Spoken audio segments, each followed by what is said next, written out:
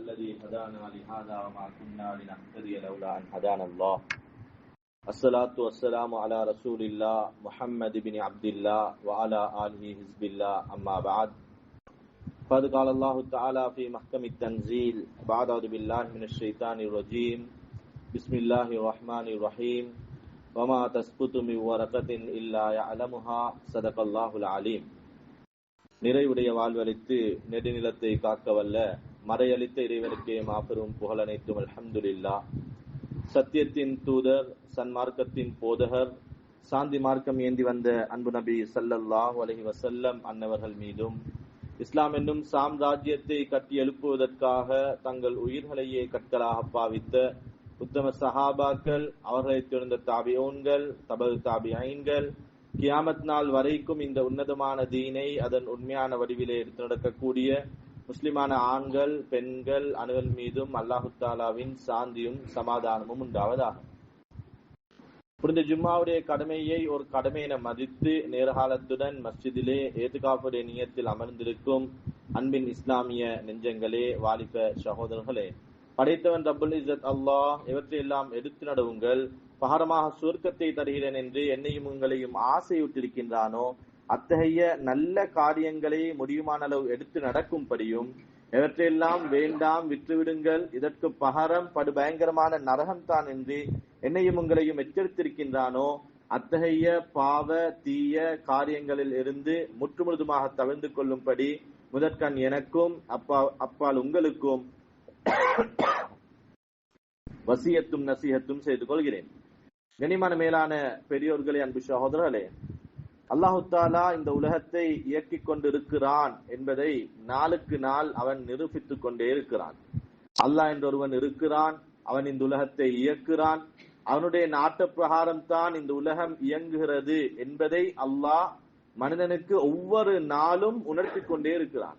கனிமானவர்களே, குறிப்பிட்ட ஒரு 2 வாரங்களாக யாரை கேட்டாலும் சொல்லக்கூடிய ஒரு வார்த்தை தான், ஹஜரத் என்னென்னமோ பிளான் பண்ணினோம், என்னென்னமோ யோசிச்சு வச்சிருந்தோம், எல்லாம் தலைக்கீழ நடந்த ஹஜரத், பிளான் பண்ணின ஒன்றையும் செஞ்சு கொள்ள இயலாத லெவலுக்கு ஆகிட்டு ஹஜரத் என்று நாங்க போட்ட பிளான், நாங்க போட்ட திட்டங்கள் எல்லாம் ஃபெயில் ஆகிட்டு என்பதை மனிதன் ஒத்துக்கொள்ளும் அளவுக்கு அல்லாஹ் அவன் போட்ட பிளானை சக்சஸ் பண்ணி கொண்டிருக்கிறான். கண்ணியமானவர்களே, எனக்கும் உங்களுக்கும் சில நேரம் இந்த சொல்ற வார்த்தை புடிச்சு கொள்ளாம இருக்கேலும், ஏன்னா பேசுற பலரும் பேசுற விஷயங்களை பார்த்தா ஒரு வருஷத்துக்கு போட்ட பிளான், ஒரு மாசத்துக்கு போட்ட பிளான்.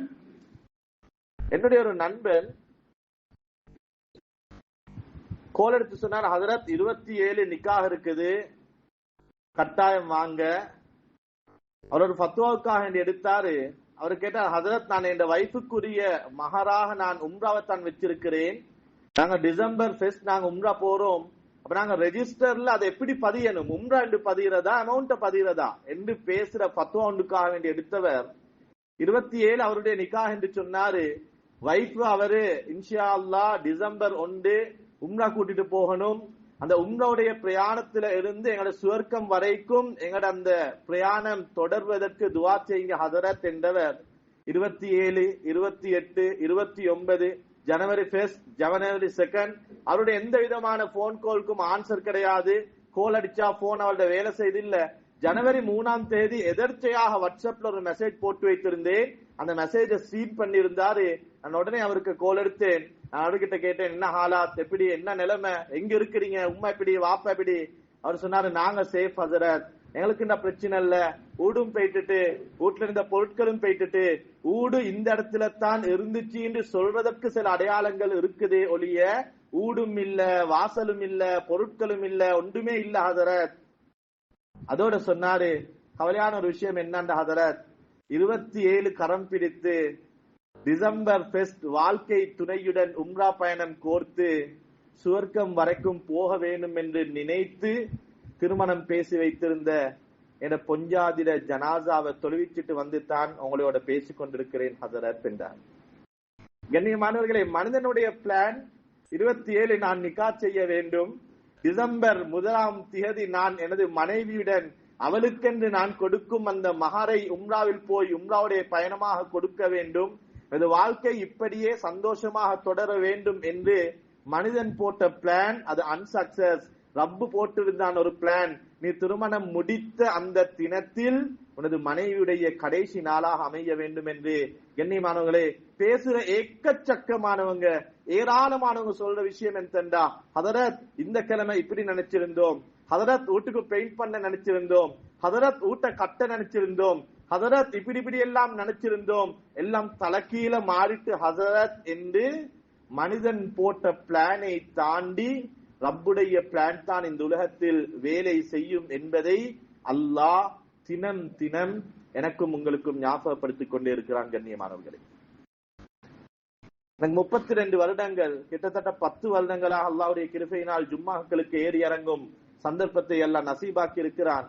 எனக்கு தெரிய நானும் எக்கச்சக்கமான ஜும்மாக்களில் கியாமத்தை பத்தி பேசுற நேரத்துல அல்லோல கல்லோலம் என்ற ஒரு வார்த்தையை நானும் யூஸ் பண்ணி இருக்கிறேன். அல்லோல கல்லோலப்படுவார்கள். கியாமத்திலே உம்மா எங்க புள்ள எங்க யாருக்கும் தெரியா. உம்மாக்கு புள்ளட கவலை இருக்காது, வாப்பாக்கு புள்ளகளோட கவலை இருக்காது.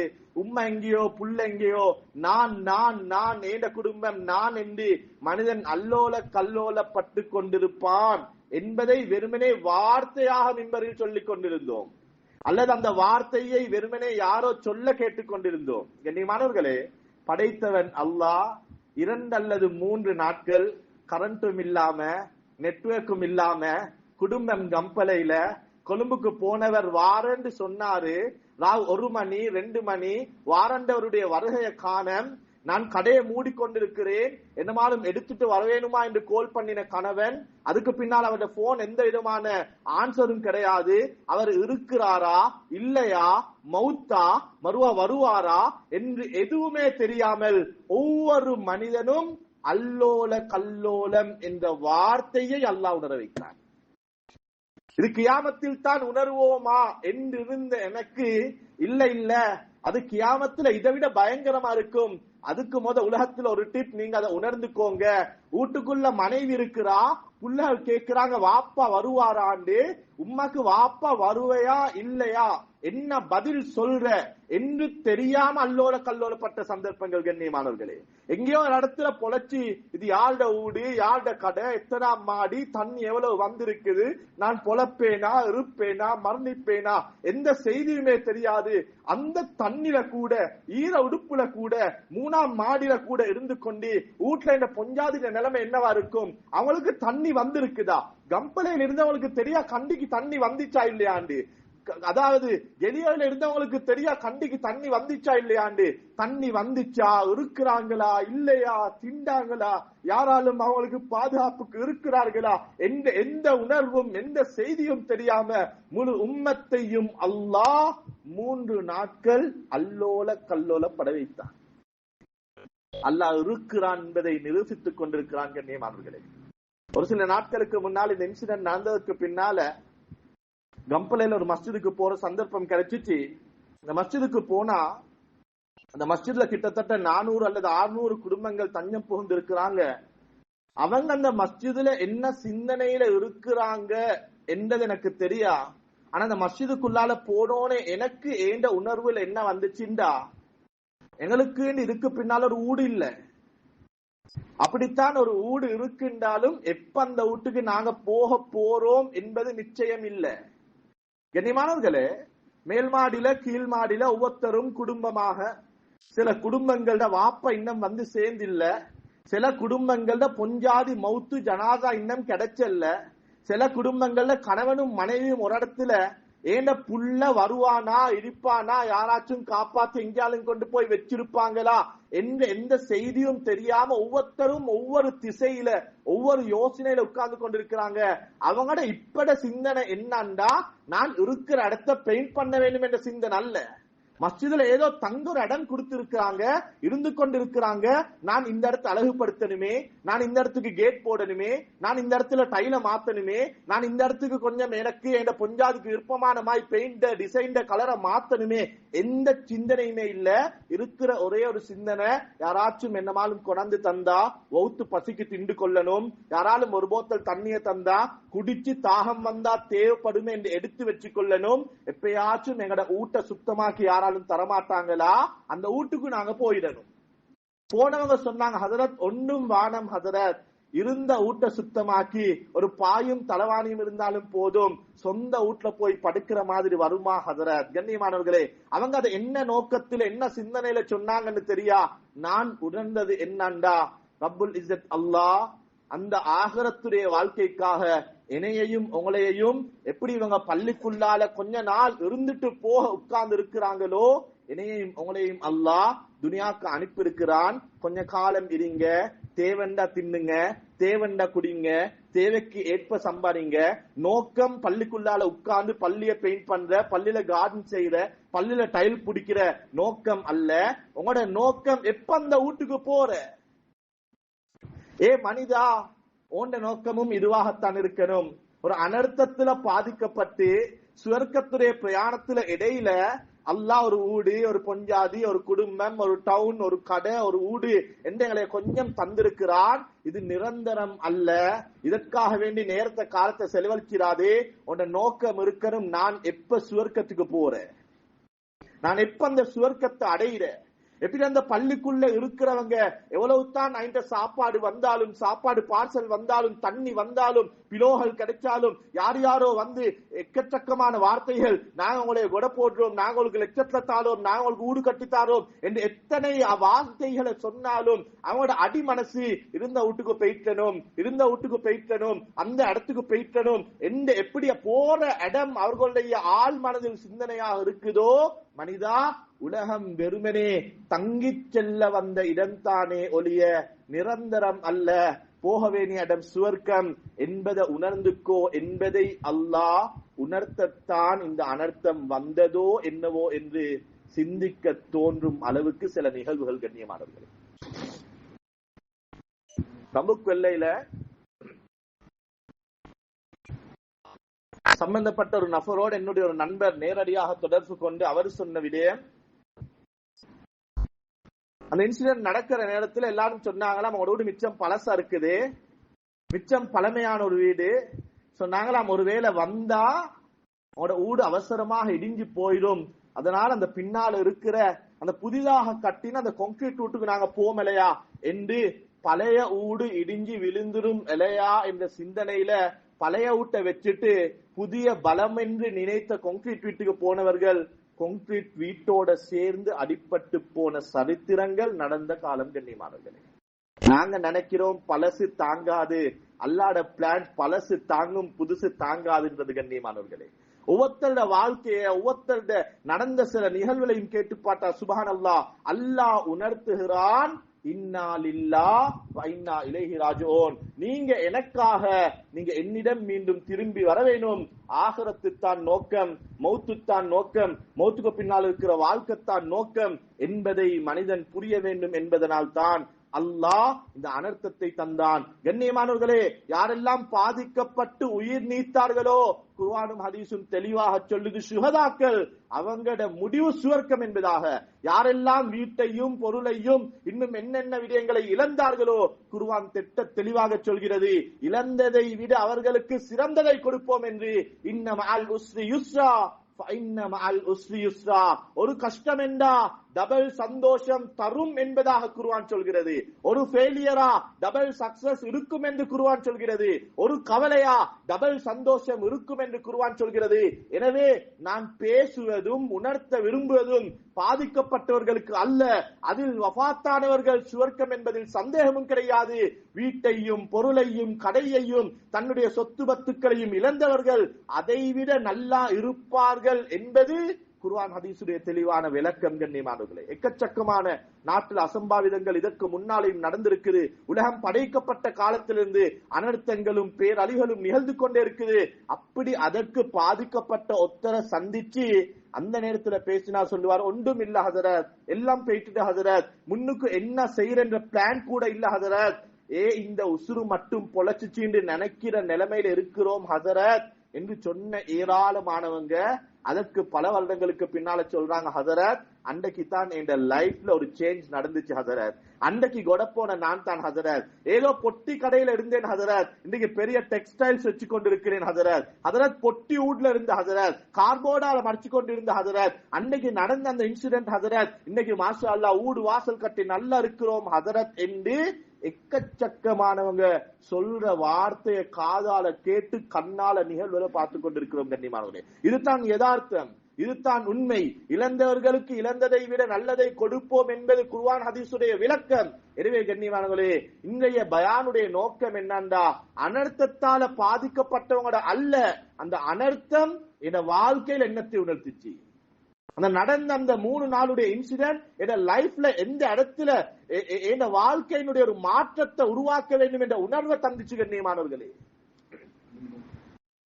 எக்கச்சக்கமான கோள்கள் உம்மட்டால வந்துச்சு, வாப்பட்டால வந்துச்சு, மனைவிட கோல், அதை பொருட்படுத்தாம உணர்வுகளை மதிச்சாம உறவுகளின் பக்கம் தேவையில்லாதவர்களை போல வாழ்ந்து கொண்டிருந்தோம். அந்த 3 நாள் உணர்த்திச்சா இல்லையா ஒரு போன் கோலுடைய பொறுமதி கண்ணியமானவர்களே. ஒரு கோல் எடுக்க மாட்டாவா, எடுத்து மகன் நாங்க சேஃபா இருக்கிறோம் என்ற உம்மட குரல் கேட்க மாட்டிச்சா என்ற ஏக்கமும் தவிப்பும் அல்லாஹ் உம்மத்தாகிய எனக்கும் உங்களுக்கும் உணர்த்துறான் உறவுகளோட மதிப்பு கண்ணியமானவர்களே. மாத்தள பகுதியில் இருக்கக்கூடிய ஒரு சகோதரர் இந்த 27 அந்த இன்சிடென்ட் நடக்கிறாண்டு இரவு 8:30 மணி இருக்குமாம். அவருடைய சகோதரி மூத்த தாத்தா கோல் எடுத்திருக்கிறார், 3 கோல். அவர் சொல்றார், ஹசரத் கோல் எடுக்க கொலையும் போன் கையில தான் இருந்துச்சு.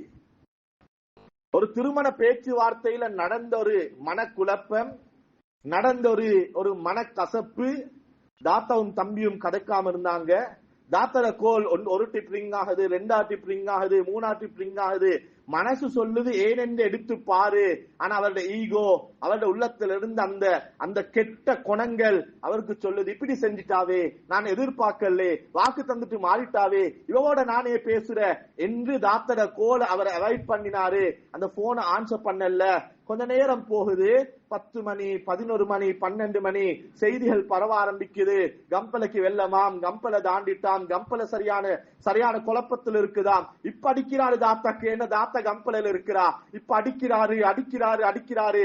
3 கோல் ஆன்சர் பண்ண இயலாம போன தம்பி சொல்றாரு, ஹதரத் கோல் போகுது இல்ல, எனக்கு தெரியும் கவரேஜ் ப்ராப்ளம் என்று, உள்ளம் இடம் கொடுக்குது இல்ல ஹதரத், அடிச்சேன் சொன்னார். 88 கோல் அடிச்சேன் ஹதரத், கோல் போகுதில்லை என்று தெரிந்தும் ஒருவேளை மிஸ் ஆகியாச்சும் போகாதா என்று அடிச்சேன். 1 நாள், 2 நாள், 3 நாள், எந்த செய்தியும் இல்ல. கஷ்டப்பட்டு ஹதரத் கேட் பள்ளி ஹதரத்துடைய நம்பரை தேடி எடுத்தோம், அவருக்கு கோல் அடிச்சு மிச்சம் கஷ்டத்தோட 4 நாட்களுக்கு பின்னால என்ன தாத்தாட டீட்டெயில்ஸ் எல்லாம் கொடுத்து, இவங்களை பத்தி எந்த செய்தியும் இல்ல, தேடி சொல்லேலுமா என்று சொல்லி 1 ஹவர் இருக்கும் ஹதரத். எந்த போன் நம்பருக்கு கோல் எடுத்தேனோ அந்த ஹதரத் கிட்ட இருந்து ஒரு கோல் வருது. உள்ளத்தில் ஒரு சந்தோஷம், ஏதோ தாத்தா சம்பந்தமான செய்தி தான் வரப்போகுது. அவர் எடுத்து சொன்னாரு, உங்களோட தாத்தாட மகன் இருக்கிறாரு, குடுக்குறேன் பேசிக்கோங்க. ஹதரத் என்ற தாத்தர 3வது மகன் கோல் எடுத்து சொன்னாரு, மாமா எங்கட வீட்டு கேட் லொக் ஆகிட்டு மாமா, எங்களுக்கு வந்து கொள்ள இயலாத நிலைமை ஆகிட்டு, 1ஆம் தட்டுக்கு தண்ணி நனைஞ்சிட்டு. உம்மா சொன்ன அந்த நேரத்துல எனக்கு யாரோட பேச வேண்டிய தேவை இல்லை. ஆனா மாமாக்கு ஒரு கோல் எடுத்தாங்க, நான் மாமாட்ட மன்னிப்பு கேட்க வேணும், நான் மாமா கிட்ட ஒரு ரிக்வஸ்ட் வைக்க வேணும் என்று 1ஆம் தட்டு நனைஞ்சிட்டு 2ஆம் தட்டுக்கு ஏறினோம். உங்களுக்கு உம்மா கோல் எடுத்தா நீங்க ஆன்சர் பண்ணல, 2வது கோல் எடுத்தா நீங்க ஆன்சர் பண்ணல, 3வது கோலை எடுத்து ஆன்சர் பண்ணல. எங்கட 2ஆம் மாடிக்கும் தண்ணி வர ஆரம்பிச்சுட்டு உம்மா சொன்னா, மகன் ஒருவேளை இந்த தண்ணியால உன் உம்மா நான் மௌத்தாகினா உன மாமாக்கு எனக்கு கஃன் போட சொல்லுங்க வாப்பா என்று சொன்னா மாமா. அதை சொல்லத்தான் உம்மா அவளுக்கு கோல் எடுத்தா. உடனே கேட்டேன், எங்க தாத்தா, உம்மா எங்க?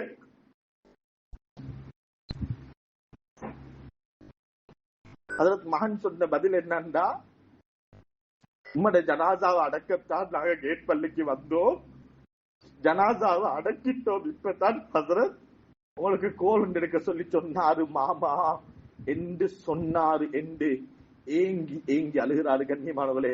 அவரு சொல்றாரு, ஹசரத் இதுக்கு பின்னால நான் வாழ்ந்து என்ன செய்ய ஹசரத், என்னத்துக்கு கோபம் ஹசரத், என்னத்துக்கு துளத்துல சண்டையும் சச்சவும் பிரச்சனையும், ஒருவேளை அன்றைக்கு நான் கோல ஆன்சர் பண்ணி இருந்தா எனது ஆத்த பொழைச்சுவாவா இல்லையா ரெண்டாவது, ஆனா மௌத்து வரைக்கும் நான் மௌத்தாகிக் கொண்டிருக்கிறேனே.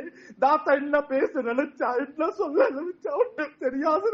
உறவை மதிச்சல்ல ஹதரத், உறவுடைய போன் கோலை எதிர்பார்க்கல ஹதரத் என்று உறவை மதிக்காதவர்கள் எல்லாம், உறவுக்கு நேரம் கொடுக்காதவர்கள் எல்லாம் உறவுடைய பொறுமதிய, குடும்பத்துடைய பொறுமதிய, ஒரு போன் கோலுடைய பொறுமதிய விளங்கி விளங்கி வாழ்க்கையை திருத்துங்க, வாழ்க்கையை மாத்துங்க என்பதை உணர்த்துவதற்குத்தான் இந்த அனர்த்தம் வந்ததோ என்னவோ என்று நினைக்கும் அளவுக்கு ஏராளமான சம்பவங்கள் கண்ணியமான.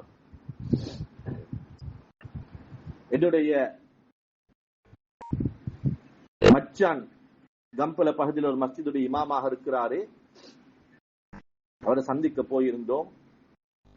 போன நேரத்தில் ஒருவரை முசாஃபா பண்ண வச்சாரு, பண்ண வச்சு சொன்னாரு, இவரை கொஞ்சம் பார்த்துக்கோங்க மச்சான் என்று. வந்ததுக்கு பின்னால சொன்னாரு, புலனறுவ பகுதியில பெரிய ஒரு வியாபாரம் செய்யறவர், 13 வருடங்கள் திருமணம் முடித்து குழந்தை கிடையாது. எந்த அளவுக்கு என்ற ஹதரத் குடும்பத்துல எந்த சொந்த பந்த நிகழ்வுகளுக்கும் கலந்து கொள்றதில்லை. மையத்தூட்டுக்கு கூட கடைசி நேரத்துல போனா மையத்தை பார்த்தாச்சு வந்தாச்சு. ஏன்னா குடும்பத்துல பிரஷர், இன்னும் புள்ள இல்லையா, பணம் இருக்குது, ஊடு இருக்குது, பிசினஸ் இருக்குது, வாகனம் இருக்குது, புள்ள இல்ல என்ற அந்த பிரச்சனை 13 வருஷம் ஹதரத். அல்லாஹ் 13வது வருஷம் ஒரு புள்ளைய கொடுத்தான். மச்சான் சொன்னாரு, 4 நாளைக்கு முன்னால நான் தான் போய் தஹ்னீக்கும் செஞ்சு அருவா என்று பேரும் வச்சுட்டு வந்தேன். அவரும் புலன் அருவ போயிட்டாரு. அசருடைய நேரம் நாங்க அவருடைய வீட்டுக்கு போனோம். அவரு சொன்னார், ஹசரத் இது என் புள்ள இல்ல ஹசரத், அல்லாஹ் எனக்கு தந்த வரம் ஹசரத் என்றார். 13 வருடம் யார் யாருடைய பேச்சுக்களுக்கும் மேச்சுக்களுக்கும் காது தாள் தெரிந்தால என்னுடைய மனைவி. அதற்கு ஒரு கட்டத்துக்கு அங்கால குடும்பத்தாரர் வீட்டுக்கு வந்தா ரூம்ல இருந்து வெளியே வர மாட்டா ஹசரத். ஒரு கட்டத்துக்கு அங்கால குடும்பத்தில யாரையாச்சும் கல்யாணம் என்று அவக்கு ஒரு பயம், மவுத் என்று அவக்கு ஒரு பயம், ஏண்டா புள்ள இன்னும் இல்லையா என்று கேட்குவாங்க என்ற பயம் ஹதரத். இது எனக்கு அல்லாஹ் தந்த புள்ள இல்ல ஹதரத், இது அல்லாஹ் தந்த வரம் ஹதரத்.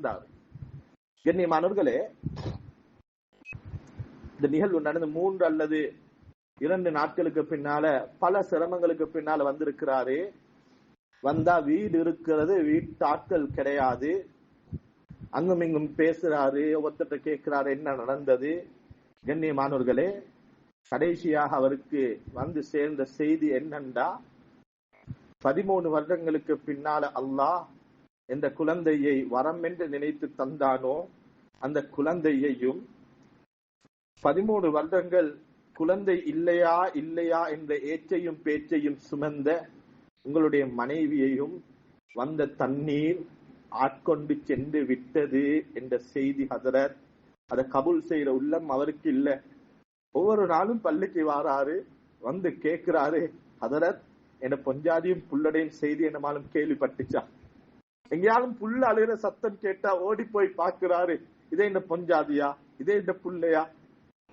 அவளை பொஞ்சாதி புள்ள மவுத்து போயிட்டு பரவல்ல, ஆனா இவர் எப்ப இந்த பிரச்சனையிலிருந்து மீண்டு வருவாரு, இந்த கவலையிலிருந்து இவர் எப்ப எழுந்து வருவாரு என்று தெரியாம இருக்கிறோம் என்று அழுது கொண்டு என்ன மச்சன் சொன்னார். கண்ணியமா, நான் என்ன சொல்ல வாரேன் என்றா, அல்லாஹ் உணர்த்துறான், துனியா அழிஞ்சு போகும். துனியால நாங்க போடுற பிளான், அதுல எந்த விதமான எதிர்பார்ப்பும் வைக்க முடியாது என்பதை நாள்தோறும் அல்லாஹ் உணர்த்தி கொண்டே இருக்கிறான். கண்ணியமானவர்களே, எங்களுக்கு வாழ்க்கை லேசாக சொல்ல இயலும். நானும் சொல்றேன் தான், அல்லாஹ் தந்தான், அல்லாஹ் எடுத்தான், அல்லாஹ் தருவான். கண்ணியமானவர்களே, நாங்களும் சஹாபாக்கள் அல்லவே. பாதிக்கப்பட்டவர்களும் மனைவியை குழந்தைகளை இழந்தவர்கள் ஒன்றும் சஹாபாக்கள் அல்லவே. இந்த நிலைப்பாடு தான் எம்மிலும் இருக்க வேண்டும். எங்களோட ஈமானும் இந்த லெவல்ல தான் இருக்க வேண்டும். இன்னும் அதற்கான முயற்சி நடக்கலையே, இன்னும் எங்களோட ஈமான் அந்த லெவலுக்கு வரலையே. அல்லாஹ் தந்தான், அல்லாஹ் எடுத்தான், அல்லாஹ் தருவான், இதுதான் உண்மை. ஆனா எப்படி இதை விளங்குற? இன்னைக்கு சொல்றாங்களே, அதற்கு இருந்த ஊடும் இல்ல, ஊடு இருந்த இடமும் இல்ல, வீட்டுல இருந்த பொருளும் இல்ல, எல்லாத்தையும் எடுத்து அல்லாஹ் உசுர மட்டும் வச்சு என்ன செய்ய ஹதரத் என்று பலரும் கேட்கிறாங்களே. கண்ணியமானவர்களே, எப்ப அல்லாஹ்க்கு நன்றி செலுத்தின? குடிக்கிற தண்ணிய கொட்ட கொலை, அந்த 3 நாளும் அல்லாஹ் சுப்ஹானல்லாஹ் நல்ல தெரியும் பாரத கான் தண்ணி என்று இல்ல பீலி தண்ணி என்று நினைச்சிட்டு போனோமே கண்ணியமானவர்களே. பீலி தண்ணியை கூட ஒதுக்கின ஒரு கூட்டமாக தண்ணியை கணக்கெடுக்காதவங்க பீலிக்கு முன்னால போய் நீர்வீழ்ச்சிக்கு முன்னால போய் இது வாரது எங்கேயோ வீட்டுல இருந்து வார தண்ணித்தான் என்று விளங்கி போத்தலுக்கும் கலூனுக்கும் அல்லாஹ் காட்டினானா இல்லையா தண்ணிட பொறுமதியை கண்ணியமானவர்களே? அல்லாஹ் காட்டினானா இல்லையா? ஒரு இடத்துக்கு உணவு பகிர்வதற்காக போயிருந்தோம். போனா எல்லாரும் வாராங்க, போட்டி போட்டாங்க, சண்டை பிடிக்கிறாங்க. ஒரு பார்சல் சோத்துக்கு கண்ணியமானவர்களே எல்லாருக்கும் பகிர்ந்து கொண்டிருக்கிறோம். ஏதோ நாங்க லைன்ல கொடுக்க வேண்டும் நினைச்சல, அது தானாக லைன் என்று உருவாகி விட்டது. நாங்க சாப்பாடுகளை கொடுத்து கொண்டிருக்கிறோம். ஒருவர் வருகிறார், லைன்ல நிக்கிறார், லைன் கிட்டி ஆகுல திரும்பி போறாரு. மறுவா லைன் கூட மறுவா வந்து லைன்ல ஜாயிண்ட் ஆகுறாரு. மறுவா இன்னும் 3 பேர் 4 பேர் இருக்கிற நேரத்துல மறுவா ஒதுக்குறாரு. நானும் என்னுடைய ஒரு உஸ்தாதும் இதை நோட் பண்ணினோம். நாங்க பக்கத்துல இருந்து ஒருவர் அழைச்சு கேட்டோம். அவர் வாராரு, லைன்ல நிக்கிறாரு, ஆனா சாப்பாடு பார்சல் எடுக்கிற இடம் கிட்டே ஆகுல போறாரு. அவரு சொன்னார், ஹஜரத் அவர் யாரு தெரியுமா? அவர் சொன்னார், ஹஜரத் இந்த பள்ளியில 30 கஞ்சினா 15 கஞ்சி கொடுக்கிறவர் ஹஜரத் அவரு. அவர் சொன்னார், ஹஜரத் இந்த ஊர்ல எத்தனையோ ஏழை குமரி பெண்களுடைய திருமணத்துக்கு 25 சான் ஃப்ரீயா கொடுத்தவர் ஹஜரத். ஊருக்கே திங்க கொடுத்த மனுஷன் ஒரு சோத்து பார்சல் சோறுக்கு எப்படி எடுக்கிற என்ற உணர்வா இருக்கும் ஹஜரத். கண்ணியமானே, கோடியில புரட்டவனும் பள்ளிக்குள்ளால, பிச்செடுத்தவனும் பள்ளிக்குள்ளால, மாடி வீடுல குடும்பம் நடத்தினாலும் மஸ்ஜிதுக்குள்ளால பாயும் இல்லாம டைல்ல படுக்கிற நிலைமை. இதுதான் உலகம் கண்ணியமானவர்களே. அல்லாஹ் ஏதோ தந்திருக்கிறான், நன்றி செலுத்த வேண்டும். தந்த ரப்புக்கு எடுப்பதற்கு நிமிடமும் தேவைப்படாது கண்ணியமானவர்களே. என்ன பணம், என்ன வாழ்க்கை, என்ன சொத்து. இன்னைக்கு இருந்தவனும் ஒரு இடத்துல, இல்லாதவனும் ஒரு இடத்துல. இன்னைக்கு கடையில பொஸ்ஸும் பாய் இல்லாம படுக்கிறாரு, அந்த கடையில வேலை செஞ்ச கோலியாவும் பாய் இல்லாம படுக்கிறாரு. இன்னைக்கு பெரிய இடத்துல முடிச்சு கொடுத்தவனும் பள்ளிக்குள்ளால பார்சல் சோத்துக்கு கையேந்து கொண்டிருக்கிறாங்க. இன்னைக்கு அவருடைய துணையில, அவருடைய வசூல்ட மகள்ல கல்யாணம் செஞ்சவரும் அதே பார்சல் சோத்துக்கு ஒரு லைன்ல நிக்கிற காலம் கண்ணியமானவர்களே. நான் என்ன சொல்ல வாரேன் என்றா, ரப்புல் இஸ்ஸத் அல்லாஹ் அவன் தந்தான், அவன் நினைத்தால் எடுப்பான். இது எனக்குரியது அல்ல, தந்திருக்கிறான். நன்றி செலுத்தினால் தொடர்ச்சியாக இருக்கும். அல்லாஹ் பாதுகாக்க வேண்டும். பெருமை அடித்தோம் என்றா, பணத்திமுறை காட்டினோம் என்றா, எங்களுக்கு இருக்கு, நாங்கத்தான் எல்லாம், எங்களை விட்டு ஆள் இல்ல என்று பேசினவர்கள், நினைத்தவர்கள். கண்ணியமானவர்களே, கம்பல பகுதிக்கு ஜும்மாக்களுக்கு போனா அவருடைய வீட்டுல பெரும் விருந்து வைப்பாரு. உலமாக்களை மதிச்சிருவர் அல்லாஹ். அவர் இழந்ததை பன்மடங்காக்கி அல்லாஹ் அவருக்கு கொடுக்க வேண்டும். கண்ணியமானவர்களே, எனது சில குடும்பத்தார்களும் பாதிக்கப்பட்டார்கள். அவர்களை சந்திப்பதற்காண்டி போயிருந்தோம். போன ஒருவர் வந்து என்னோட பேசினாரு. அவர் உடுத்திருந்த ஆடைக்கும் அவருடைய முகப்பாவனைக்கும் எனக்கு ஆரம்பத்துல யாரென்று புரிஞ்சு கொள்ள இல்லாம போச்சு. அதுக்கு பின்னால் தான் சொன்னாரு, ஹதரத் நீங்க எல்லாம் வந்து உட்காருவீங்களே, தின்பீங்களே ஹதரத், அந்த இடமே எப்படி உங்களுக்கு சொல்றேன்னு விளங்குதில்ல ஹசரத். முழு வீட்டுல உள்ள முழு பொருளும் போயிட்டு ஹசரத், ஊடு மட்டும் மிச்சம் இருக்குது. எனக்கு அப்பத்தான் விளங்குச்சு, ஏராளமானவர்களை அழைச்சி சாப்பாடு போட்டவர் இன்னைக்கு சாப்பாட்டுக்காக வேண்டி யாராலும் ஒரு பார்சல் சோறு கொண்டாந்து தர மாட்டாங்களா? உடுத்த உடுப்புனாலும் பரவாயில்ல, ஈர உடுப்பை மாத்திக்கொள்ள 2 ஜோடு உடுப்பு தரமாட்டாங்களா என்று அல்லாஹ் இந்த நிலைமையை இந்த அமலுக்கு கொடுத்ததாக இருந்தா, நீங்க உடுத்துக்கொண்டு சந்தோஷமாக குடும்பத்தோட கடையோட வாசலோட இருக்கிற எனக்கும் உங்களுக்கும் இப்படியான ஒரு நிலைமையை தருவதற்கு அல்லாஹ் ஒரு நாளும் தரக்கூடாது. ஒருவேளை அல்லாஹ் தர நினைத்தால் அதற்கு ஏத்த போல வாழ்ந்து இருக்கிறோமா என்பதை பரிசிக்கணும் கண்ணியமா. பணம் என்ன படம் கண்ணியமானவர்களே? இருக்கிறவனும் ஒரு இடத்துல, இல்லாதவனும் ஒரு இடத்துல. பணத்தை வச்சு என்னத்தை செய்யலும் கண்ணியமானவர்களே? உறவை சம்பாதிச்சனும், நல்ல குணத்தை சம்பாதிச்சனும். ரோட்ல அல்லாஹ் ஃப்ரீயா சிரிப்ப தந்திருக்கிறார், காண்ற எல்லாத்துடையும் சிரிச்சனும். அல்லாஹ் ஃப்ரீயா அன்பை தந்திருக்கிறார், காண்ற எல்லாத்துக்கும் அன்பை கொடுக்கணும் கண்ணியமானவர்களே. நீங்க ரப்பு ஃப்ரீயா தந்தத்தை கூட நாங்க கஞ்சத்தனம் பட்டுக்கொண்டு ஒருவேளை அல்லாஹ் சோதித்தால் அல்லாஹ் பாதுகாக்கணும் கண்ணியமானவர்களே. சொல்றாரு ஹஜரத், எனக்கு தெரிய குடும்பத்தை நல்லா வச்சிருக்கிறாரு. 3 குழந்தைகள், 3 குழந்தைகளும் பெரிய அமைப்புல பணம் கட்டி படிக்க வேண்டிய ஒரு பாடசாலையில, 3 மாடி வீடு, வீட்டுக்கு பாவனைக்கு என்ற ஒரு வாகனம், அவருடைய ஃபேக்டரிக்கு போறதுக்கு வாரத்துக்கு என்ற ஒரு வாகனம், கண்ணியமானவர்களே, பாடசாலை விடுமுறைக்கு புள்ளகளுக்கு பொஞ்சாதியோட தனி அனுப்புவாரு, வெளிநாட்டுக்கு ட்ரிப். பெரும் வசதியானவர். 4 நாள் சற்று இருந்த ஏரியால இருகினாரு. என்ன செய்யற ஏது ஒன்றும் தெரியாது. சொன்னார் 68 கிலோமீட்டர் ஹதரத், ஆட்டா புடிச்சு பெட்ரோல் இல்லாம இறங்கி நடந்து சிங்கள வீட்டுல சாப்பாடு கேட்டு திண்டு கடையில வாழைப்பழத்தை களவாண்டு திண்டு ஹதரத் 4 நாளுக்கு பின்னால வீட்டுக்கு வந்து இறங்குறேன். நான் வரக்கொள்ள நினைச்சேன். என்னைய கண்டத்தோட என்ன பொஞ்சாதி கட்டி அணைச்சுவாள். என்ன புள்ளகள் எல்லாம் கத்தி கதறுவார்கள். என்ன 4 நாள் வாப்பா நான் இல்ல, என்ன போன் கால் இல்ல, வாப்பா இருக்கிறா இல்லையா என்ற செய்தியும் இல்ல.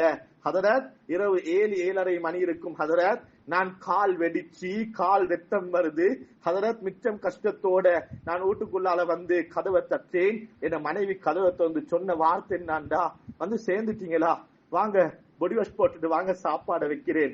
புள்ளகள் வந்தாங்க, வந்துட்டீங்களா என்ற ஒரு வார்த்தை ஹதரத். எவ்வளவு காலம் கஷ்டப்பட்டதும் சம்பாதிச்சதும் செஞ்ச தியாகங்களும் என்னத்துக்கென்று நினைச்சிச்சு ஹதரத். கண்ணியமானவர்களே, இது அவருடைய பிள்ளை அல்லவே. நான் அவருக்கு சொன்னேன், இதோட பொஞ்சாதி பிள்ளை அல்ல, இதோட புள்ளகளோட பிள்ளை அல்ல. புள்ளகளுக்கு பணத்தை கொடுத்தீங்க, நல்ல ஸ்கூல்ல கொடுத்தீங்க, தேவையான உடுப்பை வாங்கி கொடுத்தீங்க. ஒரு வாப்பவ நீங்க எப்ப அன்பை கொடுத்தீங்க, ஒரு வாப்பவ எப்ப நீங்க நேரத்தை கொடுத்தீங்க. கண்ணியமானவர்களை, புள்ளைய பசியில போடுங்க பிரச்சனை இல்ல, ஆனா வாப்பா பக்கத்துல இருந்து தலையை தயாரி கொடுங்க. பொஞ்சாதிக்கு உடுப்பு இல்லாம இருக்கேலும், ஆனா உட்கார வச்சு பொஞ்சாதியோட உங்களோட பிரச்சனை என்ன பேசுங்க. கண்ணியமானவர்களே, இன்னைக்கு குடும்பத்துக்கு நேரம் கொடுக்கிறோம் இல்ல, தொழில் தொழில் தொழில், சல்லி சல்லி, சம்பாத்தியம் சம்பாத்தியம் என்று வாழ்வதே தொழில் செய்வதற்கென்று நினைத்து நானும் நீங்களும் கடைக்கும் பஜாருக்கும் டொரிண்டனுக்கும் டவுனுக்கும் நேரத்தை கொடுத்து கொடுத்து கொடுத்து என்ன பொஞ்சாதி ஓகே, என்ன புள்ள ஓகே, இத மாதிரியான ஒரு சந்தர்ப்பம் வந்தா விளங்குச்சு. கண்ணியமானவர்களே, பலருக்கும் வாழ்வதற்குத்தான் தொழிலே அன்றி தொழில் வாழ்க்கை கிடையாது. கண்ணியமானவர்களே, வாழத்தான் ஒரு தொழில். ஒரு ஆம்புடியா கேட்கணும், என்ன செய்றீங்க? டொரிண்டன்ல ஒரு கடை இருக்குது என்ற ஆண்மையை நிரூபிக்கத்தான் தொழிலே அன்றி டொரிண்டன்ல போய் நேரம் காலம் தெரியாம பகல் பட்டா ராவும் இல்ல, சாப்பாடும் இல்ல, குடும்பமும் இல்ல, மையத்தும் இல்ல, கல்யாணமும் இல்ல, பொஞ்சாத்திட நலவு இல்ல, புள்ளடை ஸ்கூல் இல்ல, பேரண்ட்ஸ் மீட்டிங் ஒன்று இல்ல, எதுவுமே இல்லாம வாழ்க்கை வாழ்க்கை வாழ்க்கை, கடை கடை கடை, பிசினஸ் பிசினஸ், சல்லி சல்லி, அமெரிக்கா அமெரிக்கா என்று ஓடியவர்கள் எல்லாம் பணம் கையில இருக்குது, பொஞ்சாதி இல்ல, புள்ள இல்ல, பேச துணைக்கு உணர்வை வெளிப்படுத்த எமோஷனல் பகிர்ந்து கொள்ள யாருமே இல்லாம பணத்தை வச்சு கொண்டு என்னத்தை செய்ய ஹசரத் என்று கேட்கிற நிலைமைக்கு ஆளாகிட்டோம். கண்ணியமாக என்ன செய்ய பணத்தால? பணம் உள்ளவர்கள் கட்டுக்கட்டா வச்சிருக்கிறாங்களே, ஒரு பார்சல் சோறு வாங்க எதுவும் ஆயிடுச்சா? தண்ணி ஃபேக்டரி வச்சவன் கண்ணியமானவர்களே, கெஞ்சிரானே ஒரு போத்தல் தண்ணிக்கு ஃபேக்டரியை வச்சு என்ன செய்ய மேலும் ஆயிடுச்சு?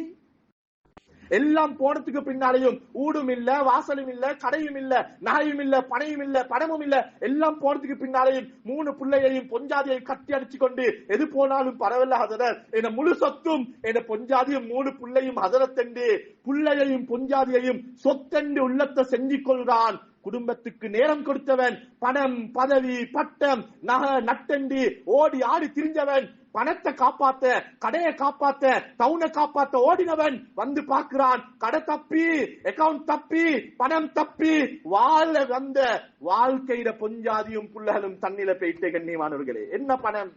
பணம் இருந்து என்ன செய்யலும்? எடுக்கலும் அத மாதிரி ஒரு பொஞ்சாதி, எடுக்கலும் அத மாதிரி ஒரு குழந்தை. இந்த வார்த்தை ஆழமாக உள்ளத்துல பதிய வைங்க. கண்ணியமானவர்களே, வாழ்வதற்குத்தான் தொழிலே அன்றி தொழில் என்பது வாழ்க்கை கிடையாது. குழந்தைகளுக்கு நேரம் கொடுங்க. எக்கச்சக்கமான பெண்கள் கவுன்சிலிங்க்கு வராங்க.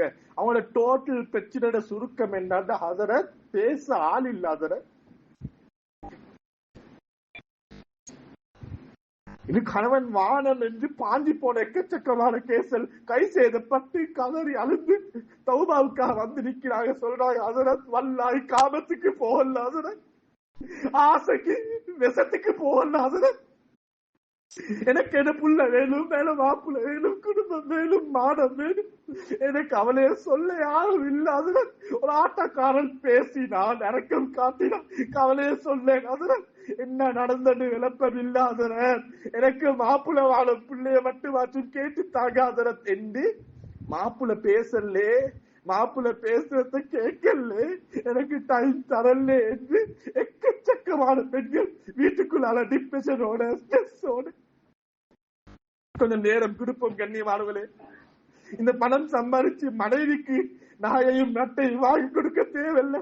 ஒரு நாளைக்கு வவுத்த பசிக்கு 1000 ரூபாய் ஒரு பார்சல் சோறு வாங்க சம்பாதிச்சோமா போதும். வாங்க வீட்டுக்கு பொஞ்சாதியோட உட்காருங்க. உனக்கு தேவை என்ன, உனக்கு பிரச்சனை என்ன, உனக்கு கஷ்டம் என்ன, உனக்கு கவலை என்ன, பிள்ளைகள் பார்த்தாங்களா, பிள்ளைகளை கூப்பிடு.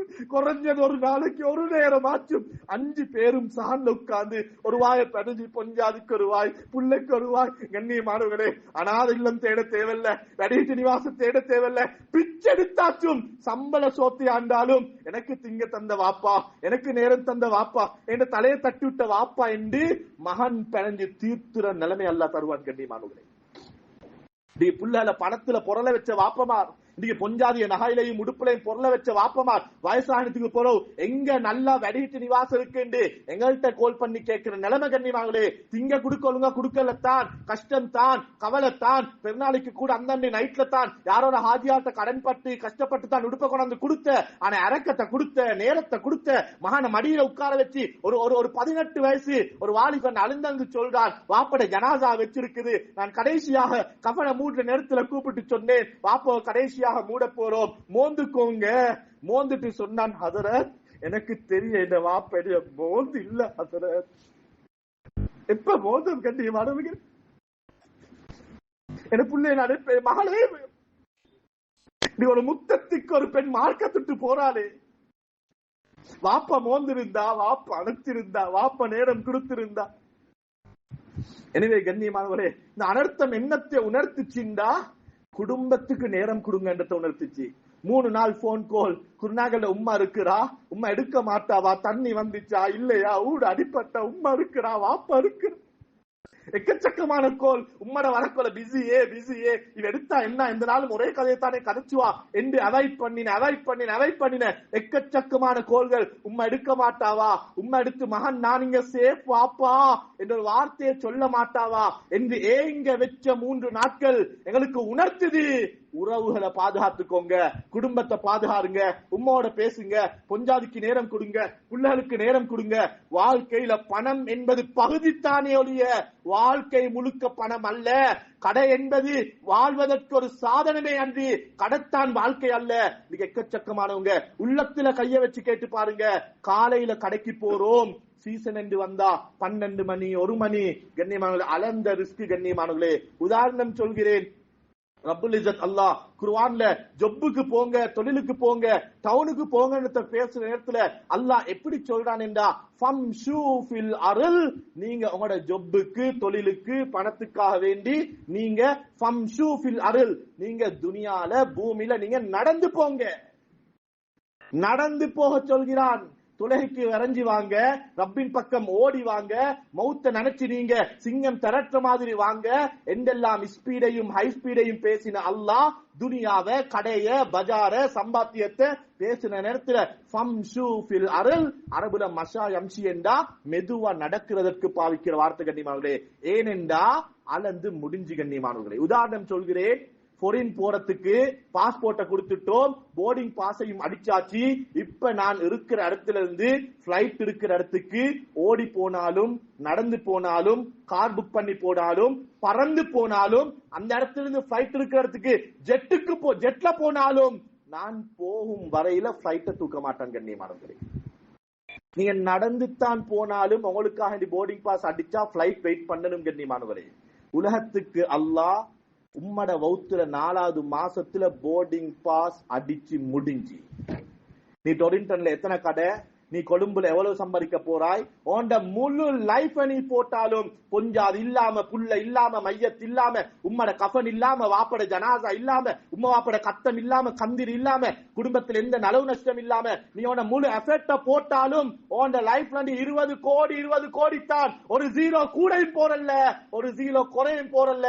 போர்டிங் பாஸ் அடிச்சு முடிஞ்சு. கண்ணியமானவர்களே, ஃபம்ஷூ ஃபில் அர்ல், அளந்த கடைக்கு, அளந்த பிசினஸுக்கு காலையில நேரத்தோட போய் துறப்போம். பரக்கத்துடைய நேரம் குறைஞ்சது 5, 5:30, 6 மணிக்கு அதுவும் கடையை மூடுவோம். மகரிபுக்கு பின்னால மகன் ஓதுற குர்ஆனை வாப்ப கண்ணால பார்க்கணும், கொஞ்சாதியோர் உட்கார்ந்து நேரம் கொடுக்கணும், நாளைக்கு என்ன செய்யறத பிளான் பண்ண வேணும். குறைஞ்சது மகரிப் இஷா சுபஹாவது மஹல்லாக்கு வந்து போகணும், மஹல்லால விளங்கணும் இப்படி ஒருத்தர் இருக்கிறாரு. கண்ணியமாங்களே, எங்கட ஒரு பகுதியில இந்த வெள்ளம் வந்ததற்கு பின்னால அந்த சில வீடுகளுக்கு நிவாரணத்துக்காக பொருட்கள் எடுத்துட்டு போனா ஒருத்தர் வந்து பேசுறாரு, நானும் முஸ்லிம் தான், யாரும் வரல, கட்டுக்கொலையால வரையும் இல்ல, உங்களோட பள்ளியால வரையும் இல்ல, எங்களுக்கு அப்பதான் தெரியும் அவர் முஸ்லிம் என்று. நான் கேட்டோம், நீங்க முஸ்லிமா? எது வீடு? இதுதான் வீடு. நாங்க சொன்னோம், நீங்க எங்கட கஸ்ட் ரூட்லயும் இல்ல, எங்கட பள்ளி சந்தாலயம் இல்ல, எங்க சந்தா கட்டுறீங்க?